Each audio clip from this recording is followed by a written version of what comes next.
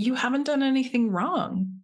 Your Mm. body has changed because it is older. Your body has changed because your life has changed. Your body has changed because that's what bodies do. And I've had people weep just at hearing those words Oh. because they have never been told that it's okay. I'm Jo Clark, and thanks so much for joining me today. This is the Redefining Midlife podcast, a podcast designed for the 40-plus woman who is determined to challenge society's myths and beliefs around midlife. It's for the woman who is inspired and ready to define midlife her way. Join me each week as I chat to health and wellness experts for up-to-date information on how to live well, as well as some special conversations with incredible everyday women redefining what midlife can look like. Here's to making our next half of life even better than the first. Welcome to episode 81. Now today I'm going to be delving into a topic that you probably haven't come across before: intuitive eating. This episode is going to give you the opportunity to learn more about this topic and question your own relationship with food and how you perceive your body as you get older.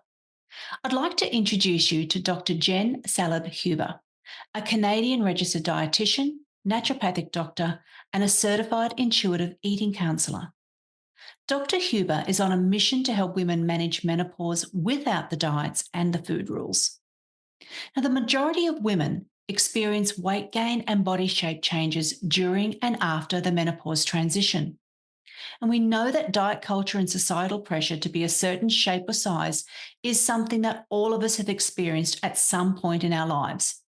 And given that research shows that body image dissatisfaction peaks in puberty and then increases again during perimenopause, this discussion is one we need to have.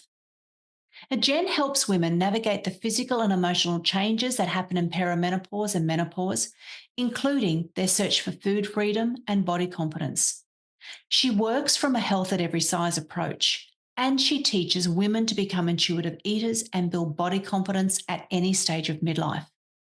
In addition to her one-on-one and small group programs, she's also the host of the Midlife Feast podcast and a community that helps women undiet their lives after 40 or so that they can nourish a relationship with food that helps them discover the magic of midlife.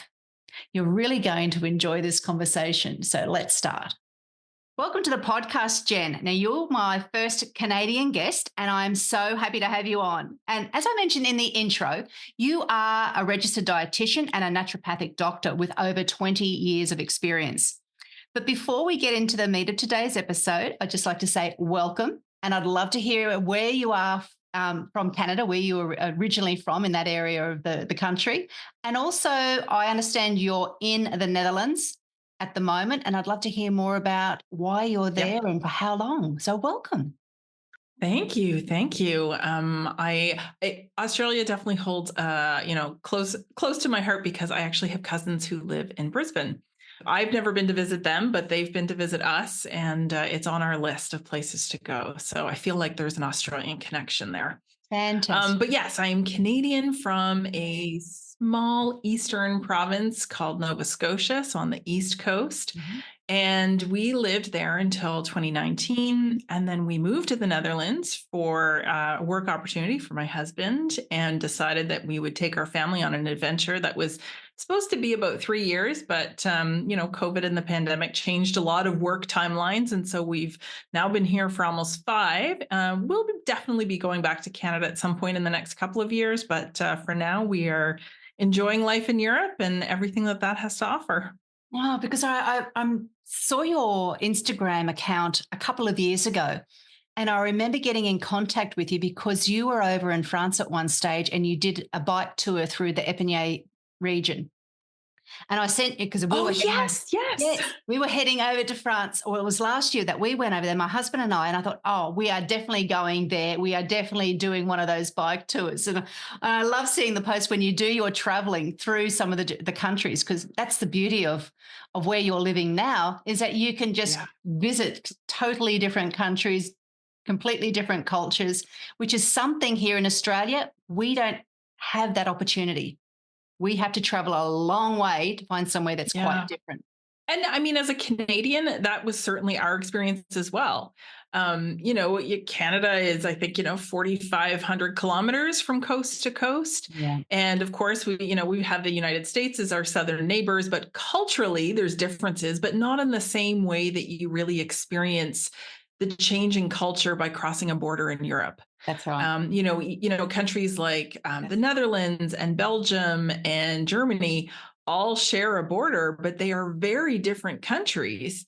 And you can really, really experience that in a really unique way here. So yeah, we've really been enjoying it. How wonderful for the children as well to be able to experience all of that. Yeah. Yeah. It's hard for kids. Like I always say that we made this decision in the hopes that 40 years from now, they will be glad that we did this, Yes. to be able to give them that kind of exposure to people, places, experiences. But we also acknowledge that, this kind of move for kids isn't easy. They've done fabulous and they're very settled and happy, but it's hard. It's hard on families, and it's definitely a lot to ask of kids. So I hope that 30 years from now, they're grateful that we did this. I'm sure they will be. Don't worry, they'll be fine. They'll be fine. Now, Jen, in today's episode, we're going to be talking a lot about the work that you do. And for many of the women who are in my audience, it's probably something that they haven't heard of before. And the women that are in my audience are those who are like yours, are going through perimenopause or are postmenopausal. And so I'd really like to talk about some of those topics during our time today. But I'm interested in you as the career path that you've chosen. What was a catalyst for your decision to become a dietitian and a naturopathic doctor? Well, like most people who've been in their career for, a couple decades or more, there's, where you end up isn't always where you thought you were going to end up. And it certainly is often very different from why you started. Yeah. And so, I've been very open in saying that I was, subject to a lot of the disordered eating and eating disorders of, teenagers. And so my initial interest in nutrition was probably not because I loved nutrition, but because I was very much entrenched in the world of quote unquote healthy eating. And I thought that, professionally, that would be a good choice. And then I got very interested in natural health, got very interested in herbal medicine, very interested in the concept of food as medicine, which led me to study naturopathic medicine. So my first, 5 to 10 years were in practice were very standard, what you would expect of someone in those professions. I did a lot of prescribing food. I did a lot of prescribing diets. I did a lot of quote unquote helping people to lose weight and manage their health with food. And then when I was in my mid 30s, so I'd been practicing for, probably close to 10 years, and I had 3 kids. I found myself in early perimenopause. And so at 37, and I had 3 kids under the age of 7, so it really wasn't on anyone's radar for a long time. But those first couple of years of why am I not sleeping? Why am I riddled with anxiety? Why is my body changing? What is happening with my period? Why am I having these crime scene periods now? And for a couple of years felt really dismissed. It's because you're busy. It's because you have kids. It's because you've been pregnant. And at the same time, like anyone else who was, in perimenopause, was really feeling like my body was changing, and I couldn't understand why. And it didn't matter what I did, how hard I tried. And that included a lot of disordered eating that came back in my 30s that had been, really, let's call it managed, through my late teens and 20s. Now, all of a sudden, I felt desperate, which is what I'm sure, you see that, when we hit this stage of life and we feel like we have things figured out, and then all of a sudden it feels like, the carpet is just pulled out from under us and nothing works anymore. Yeah. There's an urgency to it. And so, I think I was around 38 when everything kind of got put together as a puzzle and say, oh, this is what's happening and this is why. And at the same time, I had been Studying, learning about intuitive eating, I had been really starting to pay attention to some of the research that was coming out on diets. There was kind of the landmark, I'll call it a landmark study, the Biggest Loser study that was published in 2016, which was 8 years ago now, saying like, hey, we've studied these people and pretty much all of them regained all the weight that they lost. They were now, suffering this metabolic adaptation where their metabolism was lower, their leptin levels were lower. And so all of a sudden, it was like, okay, diets don't work. I'm in perimenopause. My body is changing.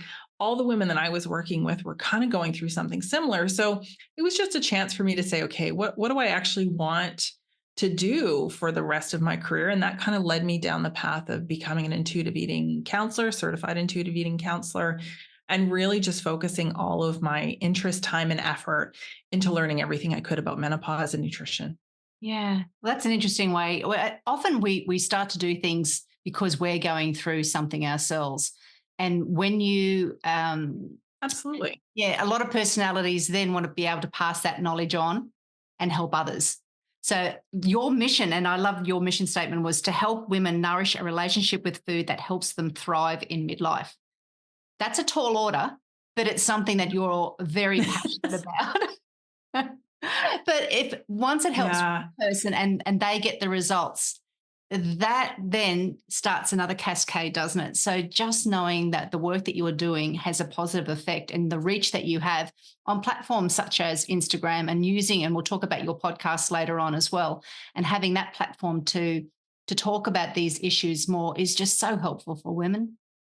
Oh, thanks. Yeah. I think that one of the big things that really helped me and that I try and instill early on in my conversations is that we have to change the assumptions that we have had about health and aging and body image. And we need to stop trying to fit everyone into one box. Yeah. We are all individuals in every sense of the word, genetically, culturally, societally, like we all have our own unique set of circumstances and also our own unique set of goals. Mm. And so you don't have to try and, shrink your body to feel better in your body. You don't have to use HRT or not use HRT. Like, there are so many different nuanced conversations that I think we need to open the door for because menopause and midlife is not a universal experience. It's not defined by one set or criteria. So just changing the assumptions that we have about aging and health and nutrition is the conversations that I love to have and really helping, women to kind of push back against those. Mm. And the conversations that are happening more and more now, like I start to get really cranky when I hear about, oh, menopause is having its moment. You go, that's just such a dismissive way of putting forward something that women have been wanting for eons, and now suddenly there's places where women can get information, and suddenly there's also research coming on because they're seeing the need there. Yeah. And that's why I think it's really important that women are informed, that they know what's out there, because then Yeah, they can make better absolutely. decisions and they can be empowered with what's going to work for them at this particular time. Because as you realize, as we all find out as we go through this whole journey, is that it changes. It can change very much during the All the time. perimenopausal journey, and then it's different again post-menopause, and you're that for the rest of your life. So you've got to look after yourself. Yeah, and I love the focus on information because so much of what's out there is fear-based information. Mhm. If you don't do this really bad, awful thing will happen. Yeah. It's often tied to a product. It's often tied to something that someone's trying to sell you. Mhm. And while I'm very much focused on this being a natural stage of life, I don't ever want anyone to assume that that also means that you just need to suffer it out. And oftentimes I see those two conversations pitted against each other. Yes. That Correct. you have the natural menopause versus the managed menopause kind of butting heads, and there that shouldn't exist. It can be both, and it is both. And so I think that that conversation is evolving because you do need the advocacy for access to treatments that have not been made accessible or easily accessible. And at the same time, we need to be sure and be careful that we're not over medicalizing it. Yes. That is a real danger, especially when you have the commercialization of menopause that is happening alongside the advocacy. Well, that's it. It's just such a big market now. And sadly, there are opportunists who see it's an easy dollar to be making on for I suppose, giving various supplements and things that may not have been tested in a thorough scientific manner as well. It's a lot of snake oil that is starting to appear. And as you said, that fear base, that's the other danger. And women are caught in the middle then. I get no less than 5, sometimes up to 10 emails a week from companies wanting me to promote, support, endorse their menopause product supplement gimmick. And it really is, I think, just this bandwagon of let's call it a menopause whatever and try and sell it.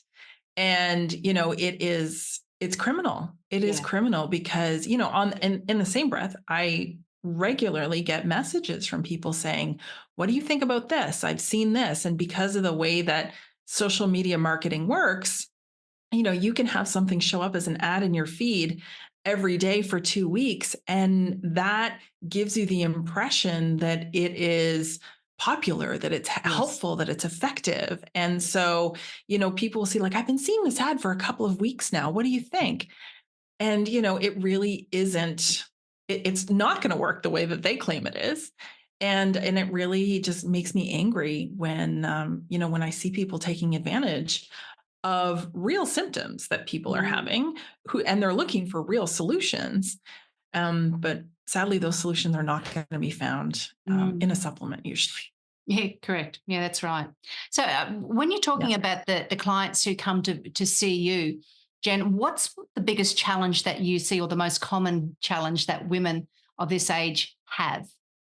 Yeah. And so there's kind of 2 conversations that happen on lather, rinse, repeat, as I say. So the first one is, chronic dieters, people who have, went on their first diet, somewhere 10, 11, 12, have been dieting their whole lives, maybe had something work for a while or even a long period of time, but found themselves like I did in perimenopause and just nothing was working anymore and they feel broken.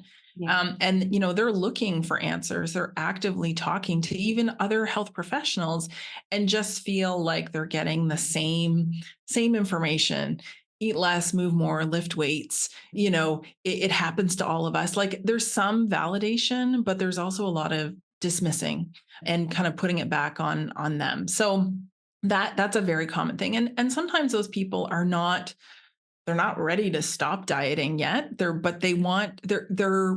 interested enough in learning about the alternative that they humor me and let me talk to them about intuitive eating and what that looks like.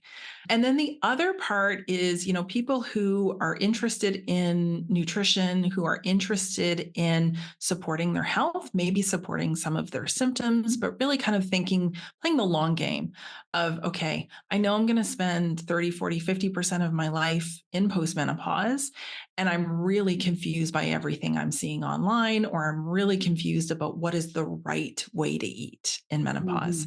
So, and then, obviously there's a lot of overlap between those 2, but those are definitely the 2 most common conversations that I have. And you're now, you can work anywhere in the world, given the way that we can have our online presence as well.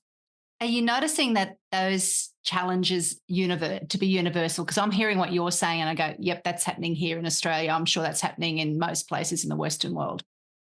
Yeah, it absolutely does happen. I think most places, we have cultural differences depending on where you live on how menopause is viewed, how easy it is to speak about it openly, how easy it is to access information in healthcare.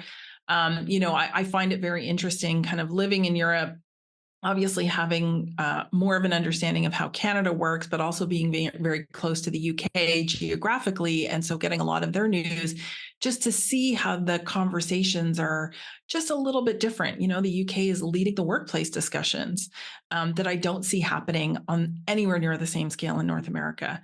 And then parts of Europe, like the Netherlands, I rarely, if ever, see menopause in the news. Like it's just not a thing that people are talking about, which I find very weird and funny. But yeah, I think when it comes down to individual conversations, we absolutely have more in common than we do differences, Yes. especially when we're talking about what it feels like to go through menopause. Mm-hmm. Yeah, I can understand exactly what you're saying. And Yeah. with regards to menopause in the workplace, that's just starting to, those conversations are just starting to happen in Australia now, probably the last 12 months. It's becoming Yeah. a government issue as well. So it's looking at what we can do in the workplace and mandating some of the things to make things easier for women. Thank Yeah. you. Yeah, absolutely. Yeah. And those conversations need to happen in every country.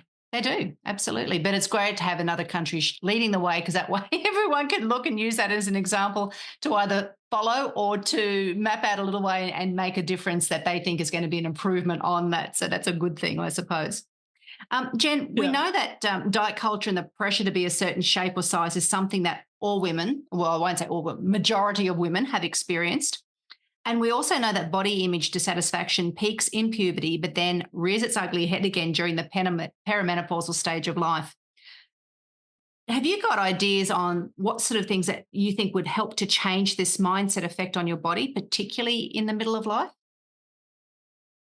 Yeah. And one of the things that I always find helpful when I'm trying to understand something is understanding why, right? And so we know that the brain changes that we go through in puberty contribute to body dysmorphia, body image dissatisfaction. It's why we often see, that stage of life for young girls as an entry point into dieting and diet culture.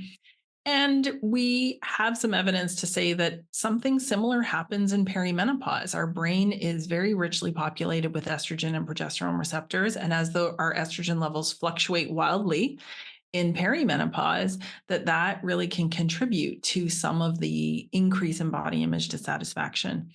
We also have to be really, I think, aware that eating disorders are also increasing in midlife. And so, we want to make sure that healthcare providers are aware of that. We want to make sure that anybody who's having conversations about body image, fitness, health, and nutrition is trained to recognize some of those, signs and symptoms and refer and work with other professionals appropriately. But on the big picture scale, we need to start talking about and normalizing the fact that bodies change, because over certainly anybody who is my age, your age, and older, the message that we received was basically you want to try and look like you did in your wedding dress, and that was a marker of success if you could still fit in your wedding dress on your 50th birthday or something crazy. And messaging about getting your body back after you have a baby and trying not to let yourself go when you get older. So we really need to normalize that bodies change for all kinds of reasons, and most of them we can't control. So if we can start normalizing that we get wrinklier, softer, rounder, as just a normal function of having a human body. Human body is a changing body, is what I often say. Then I think that we can at least create space for less discomfort when those changes happen. I think that is the first layer that I explore with people is that you haven't done anything wrong.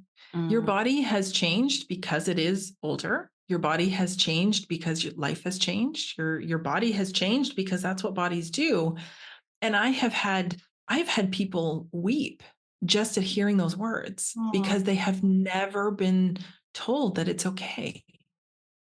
They've always been given advice on, okay, well, here's what you can do about it, instead of just saying like, oh, I'm normal. It's okay. I haven't done anything wrong. There's nothing wrong with me. Mm. like literally start to cry.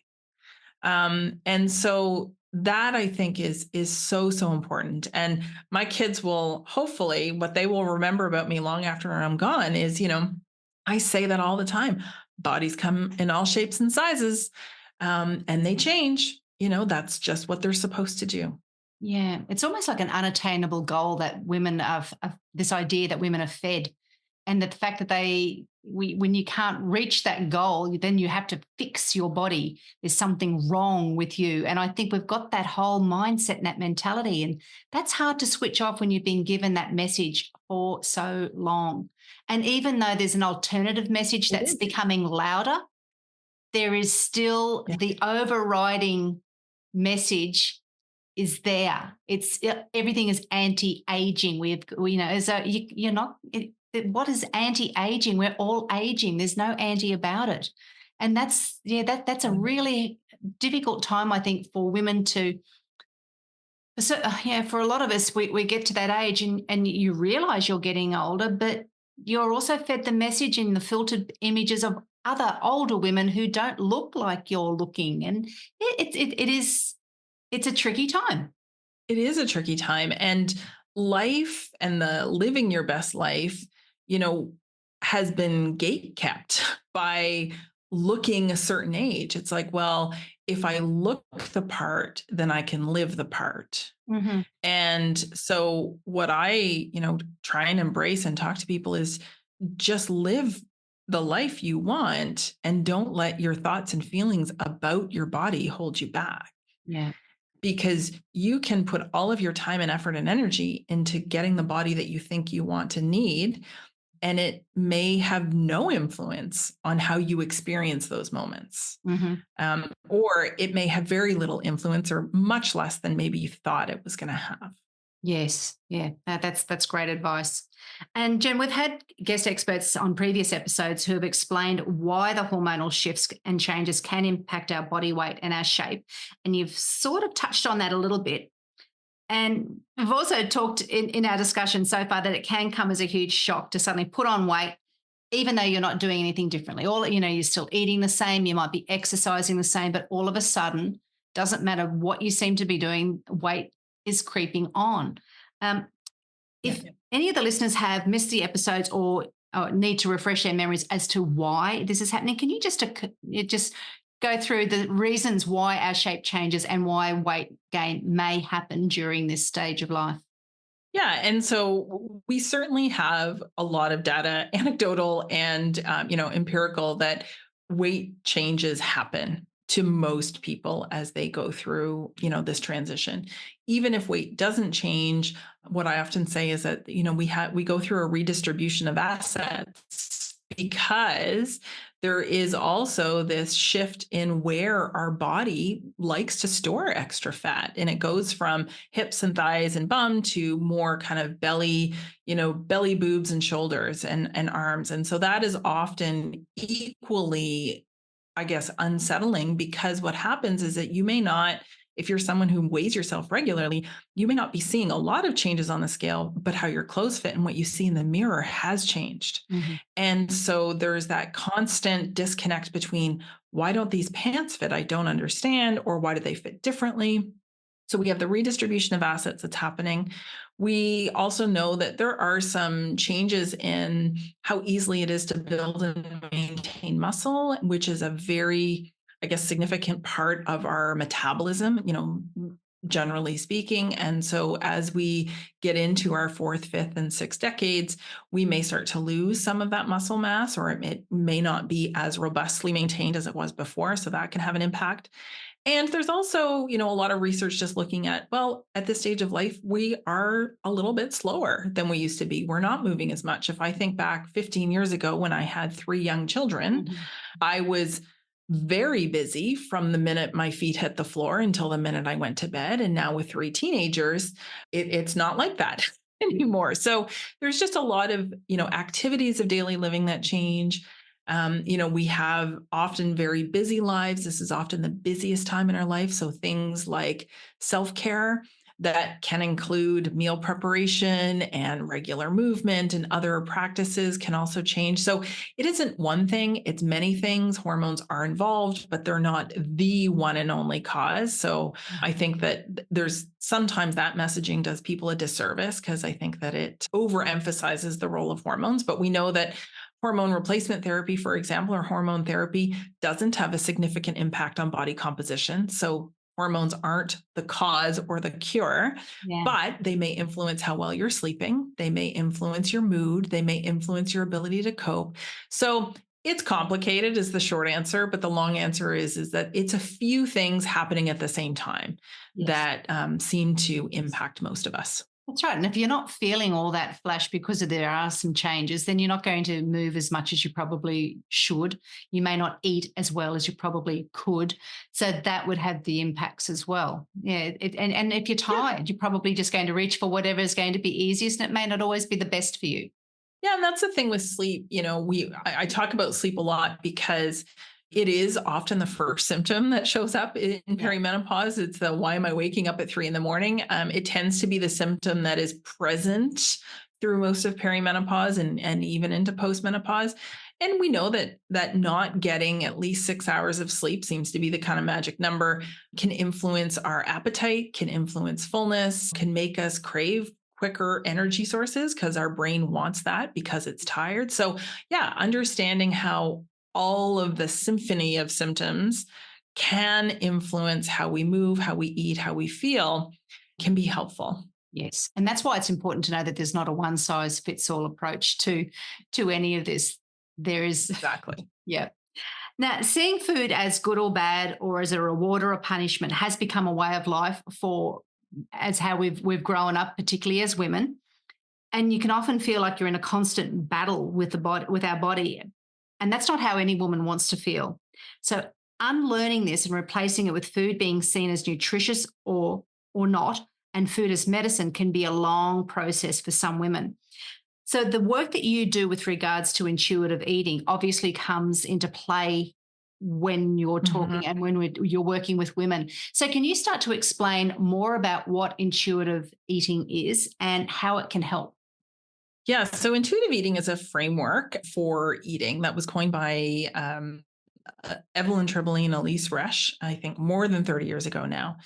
There's hundreds of research, of published research that supports this framework, but it's essentially based on a non-diet mentality. So a diet mentality is one, like you said, that categorizes food as good and bad, and really is focusing on making every decision about food in relation to what's going to happen to your weight. And so that really sets us up for an unsustainable relationship with food, because we have to make decisions about food multiple times a day, every day of our life, and often for other people. So it's never going to be perfect.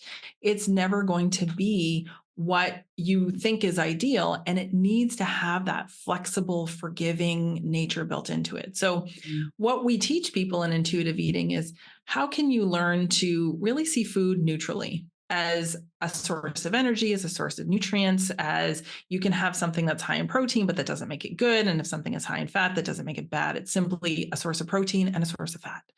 And so how do we remove the emotional investment that we get with food in terms of like, oh, this is good and it's going to do good things for me, versus this is food that I enjoy. It is going to be filling and satisfying, and it is going to nourish me. Those are very different concepts. And often people coming from diet culture have no sense of permission to enjoy food, because food has always been calculated. It has always been earned. It has always been either eaten guiltily or not at all. And so really trying to go through the process of undieting, which is kind of what I call the precursor to intuitive eating. Because lots of people hear about intuitive eating as learning to eat when you're hungry and stop when you're full and not having food rules. And isn't this lovely? And it is. But you can't go from 20, 30, 40 years of dieting into intuitive eating without understanding why you were staying in the diet cycle for that long. What are the assumptions about health, nutrition, and bodies that led you to keep trying a new diet every Monday morning? And so that's the undieting piece. And so what I really love doing is having those conversations with people so that I can help them to see that they have a lifetime of experience that has set these patterns in place. And we do have beautiful neuroplasticity at every age, but we need to do some pruning. We need to do some neural pruning on the pathways that aren't working anymore. And so understanding why we've been in them, how to get out of them, then really sets the stage for making learning about intuitive eating so much easier. And so if you were to describe to somebody what intuitive eating is, and you mentioned about the undieting aspect before you actually go into that, how do you explain it to a layperson like me who is just coming across this concept? So the first thing I always ask people is tell me how you eat. Tell me about tell me how you decide what and when to eat in a day. And so this kind of gives me insight into the decisions that people are making either consciously or unconsciously. And let's just say, for example, it starts with, okay, well, I get up and I get everyone ready out the door and I grab a coffee. And sometimes I grab something as I'm leaving, but more often than not, I'll just grab something at work when I get there. It's always on the go. I try and make a healthy choice, but I don't always. And then I sometimes bring my lunch, but it's usually just something thrown together. But supper's always good. I always eat a good supper. I always make sure that I'm eating a good supper. And then they'll say something like, I eat really well during the day, but it's my evening eating that's out of control. And so when I ask them, well, tell me what eating really well during the day looks like. And they'll say, well, I'll have an egg white omelet for breakfast. I'll have a salad with chicken at lunch. And then I try not to have any snacks because I eat a really good balanced dinner where I have everything. But then I try not to eat anything after 6 o'clock. So intuitive eating would help those people in both of those circumstances to understand that they're not honoring hunger because they're eating according to the clock. So we want to learn to listen to hunger cues, to understand what comfortable physical hunger feels like, why choosing what to eat when you're comfortably hungry versus too hungry or not hungry is always going to be more satisfying. And we want to talk about what is the purpose of eating. So the purpose of eating is to fuel our brain and our bodies. And if somebody's having an egg white omelet for breakfast and a salad with chicken for lunch and nothing else, that is running on fumes. But because the programming has said that's a healthy choice, that's a quote unquote good choice, they feel like they're doing something wrong because they feel like a big pile of garbage when they eat that way. So a lot of it is helping people to see that like the choices that they think they need to make and that they keep trying to make work aren't actually ever going to be right for them. So trying to wipe the slate clean. And a lot of it is understanding reasons why we eat. So, eating for physical hunger is the obvious one, but we also experience emotional hunger. And food, emotional eating is something that every human does because eating feels good. For sure. And so understanding what's driving the emotional hunger. Are there other things that we can learn about in your life that are contributing to that? And, part of it is also undieting our relationship with exercise because for so many people, exercise has only ever been part of the calorie in, calorie out equation. And so they only exercise when they're, quote, being good and don't exercise when they're being bad. So how can we really start to redefine that relationship with movement? Because joyful movement is one of the 10 principles of intuitive eating. And once we feel like we have found a way of eating that honors your hunger, your fullness, we're working on changing thoughts and feelings about bodies. The last principle is gentle nutrition, which, I think can be incorporated at any stage, but that's where we can come back and actually start to talk about how can we add in foods that are going to support how you feel in your body, support your health, support whatever goals you're working towards. But we want to keep them weight neutral, meaning that we want to add things in that you're going to want to continue to do regardless of whatever happens on the scale today or 10 years from now, because nutrition is the long game. And if your only relationship with food has been about trying to control the number on the scale, that switch doesn't happen overnight. But as we practice it and as we start to develop those new pathways that say, hey, eating this way actually feels good. I'm sleeping better. My mood is better. I have more energy to do the things that I want to do. And my health is improving. It becomes much easier to see that this is a much more sustainable way of eating.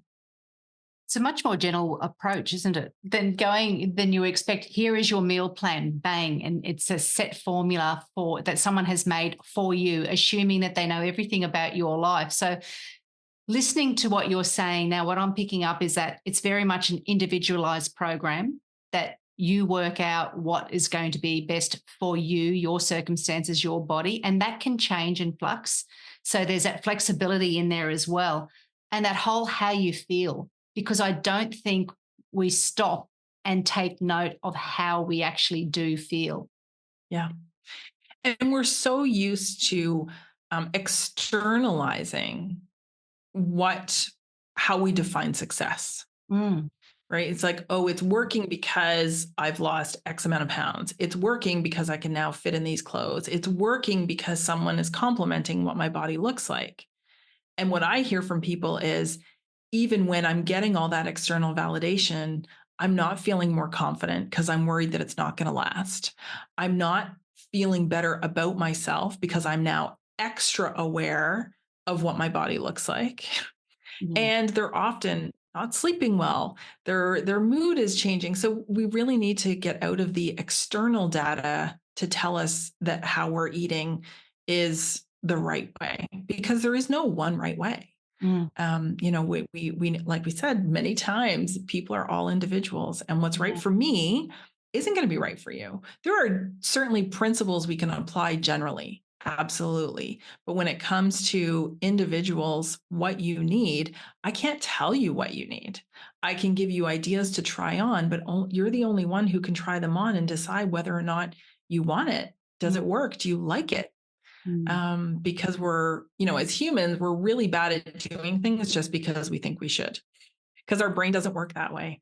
Our brain needs to have the experience of it being pleasurable in order to want to do it again. And if we're trying to do something that isn't pleasurable, it is always going to feel like an uphill battle. And so, how long does it take somebody to go through that? Again, I suppose that's an individualized assumption as well. It's going to take a certain amount of time. What do you find with the people who come through your doors? Does it take them? And usually you say 6 months, expect 6 months, 12 months, 3 months. What sort of time period do you normally realistically would say to a Yeah. client who would come and see you? So in a couple of different situations, to give examples. So if somebody is joining, my membership community, which is some group coaching and also a lot of kind of on-demand self-study, I tell them, you will do yourself a favor if you plan for a year. So I give them the option of either joining for a month or joining for a year. But realistically, what you need to do is to kind of take in what you're learning and practice it in your life. Mm. And then also have somewhere to come back and say, hey, this worked and I'm excited that it worked, or it didn't and I need some support and ideas. Because, again, because we're making decisions about food all the time, if we're trying to learn new ways of making decisions about food and moving through the world, that's not a switch that anyone can just flip. Yeah. If people feel like they want or need a more individualized, kind of path or program, 3 months is the minimum. So, I tell people, like, we need to commit to 3 months, because I'm not doing you any favors by having a single hour and a half conversation about intuitive eating. And, I know you want the quick fix and I would love to give it to you, but I can't. And so, really understanding your relationship with food, how that developed, what the influences were and still are, and how I can help you to, start to change that, practically speaking. Like, how do you actually eat as an intuitive eater, but also how do you respond to the situations that may have triggered you to feel bad about your body? How do Mm. you respond to putting a bathing suit on for the first time in a season? How do you respond to going to a holiday meal with family you haven't seen in 6 months, who you may feel are going to comment on your body? How do you handle healthcare conversations where you're told, just eat less and move more. So all of those things require time. So, I think that anybody who is a self learner, which is great, give yourself at least a year in whatever path you choose so that you have a year of life to try on as an intuitive eater. And also don't feel like you need to do it alone because, there's lots of different ways to access support that can really help you to see it through. Yeah. And for you personally, how long did it take you to feel comfortable with this approach? Given that you said that you had some eating challenges in the past. Yeah, absolutely. And that's a great question. And honestly, I don't actually know for sure because it wasn't something that I was paying attention to at the time. But by 40, which was almost 7 years ago now, I really felt like I was on solid ground with it. And so, it was in that time frame that I started, learning about intuitive eating. I was, using it in my work and in my practice and had enough, I think, kind of personal experience with it that I knew that this was how I was going to feel best. That's not to say that there haven't been challenges along the way, but in terms of like knowing beyond a shadow of a doubt that this was the only way that I wanted to have a relationship with food, I would say probably actually more like 2, maybe even 3 years. But that was a combination of like personal and professional rewiring that needed to be done. Yeah. Yeah, makes sense. So for you, Jenn, and I know it's hard, it's going to be difficult for you to think of a typical day, but for you, what would a typical day look like as far as how you look after yourself? What are your wellnesses practice? And that might also include what you eat, when you eat, what sort of things that you think about that is going to be. And again, this is individualized. So we're talking about what's suiting you at this stage of life as well, which might be different to another woman. But I'd love to hear. So one of the things that I've really implemented in the last couple of years as a kind of self-care practice is a bit of a morning routine.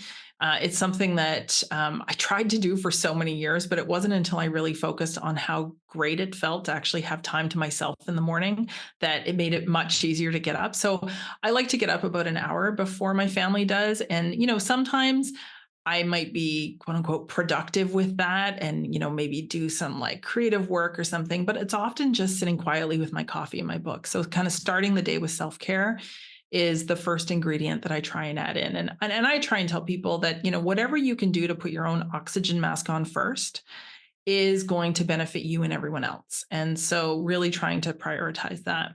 I work from home, obviously, now that I'm online exclusively. So once my kids are out the door, that tends to kind of be the start of my day. We try and eat as many meals as we can together as a family, but breakfast is often, kind of all over the place.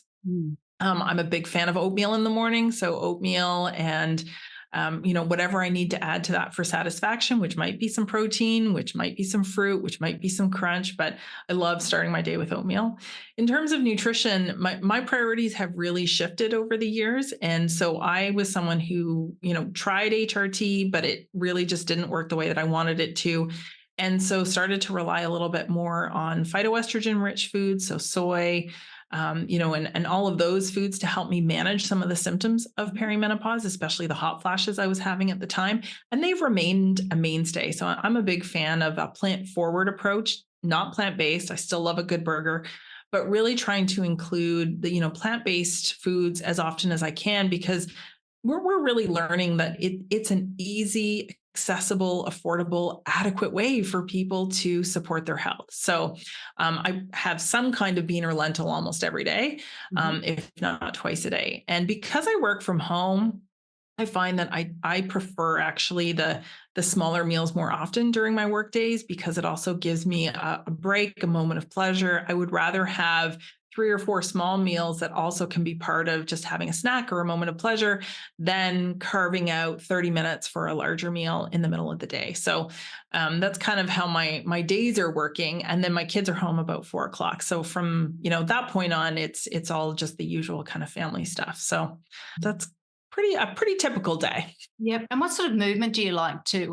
Have you got a favorite form of exercise? Oh yeah. So, and movement was one of the things I really had to undiet. So, like everyone else, 10 years ago, I was married to my Fitbit and my heart rate tracker and, was only doing things that burned a lot of calories. and really had to change that. So what I do now is my movement practice is I have time set aside in my schedule, Tuesday, Thursday, Saturday. And I don't decide what I'm going to do ahead of time. When I get up in the morning, I decide, what do I feel like doing? How do I want to feel at the end of my movement? And so sometimes that leads me to lift weights. I love kettlebells. I love lifting weights and feeling strong. But on a day like today, when the sun is shining, it takes me outside.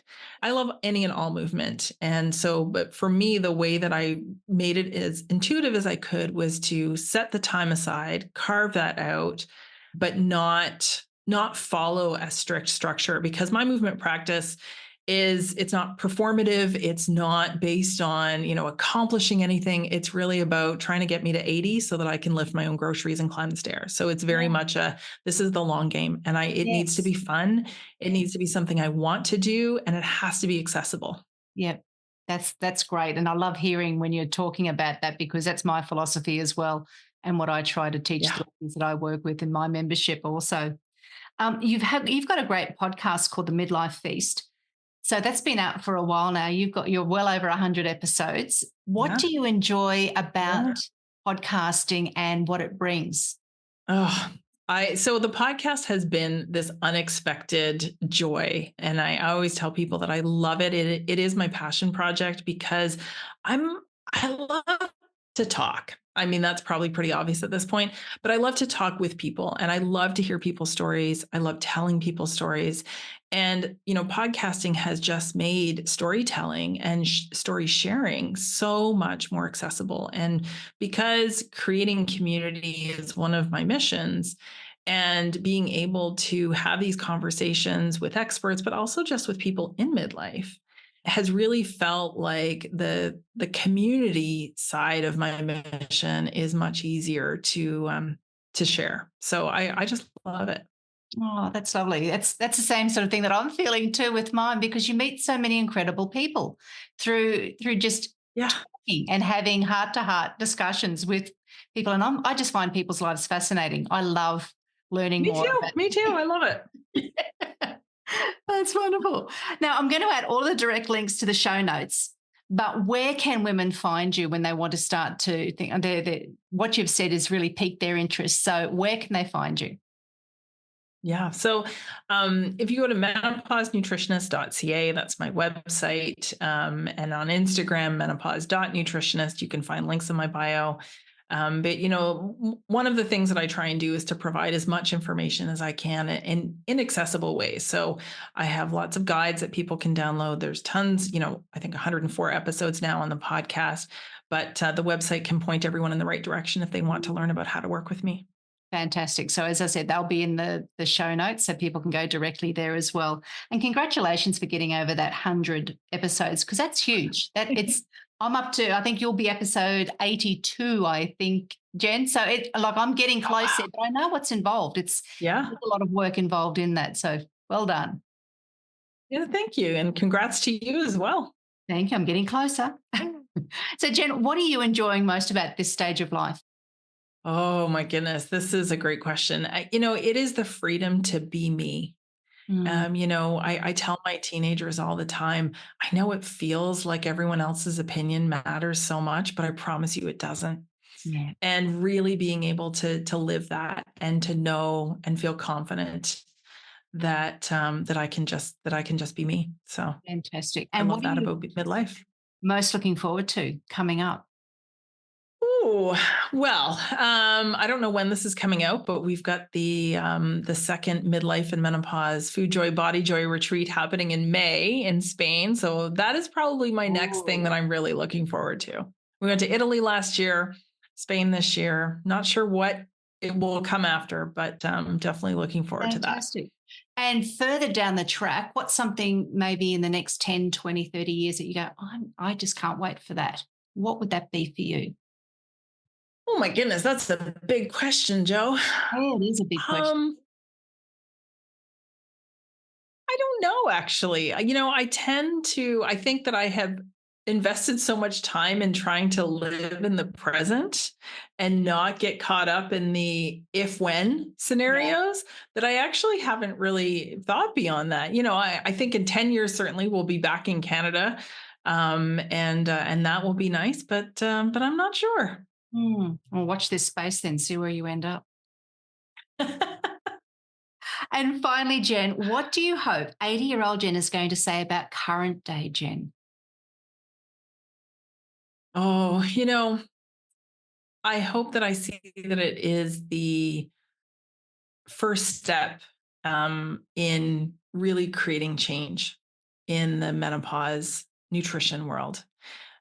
Because I would like to see fad diets be gone. I don't know if that's a bit of a pie in the sky dream for 80-year-old me, but I would like to see us have moved out of this diet culture nonsense. Yeah. And I hope that I will look back and see my part in that as being helpful. Well, I hope you do too. And I think with the work you're doing is incredible. And you are certainly helping a lot of women through the work that you do. So thank you. And thanks for your time today. Thanks so much for having me. Thanks so much for listening and sharing your time with me today. I'd love you to hit subscribe on Apple Podcast or your favourite podcast app to keep spreading these empowering messages. Please share this podcast with other incredible midlife women in your world. Join me again next week for another redefining midlife conversation. Thanks again for tuning in.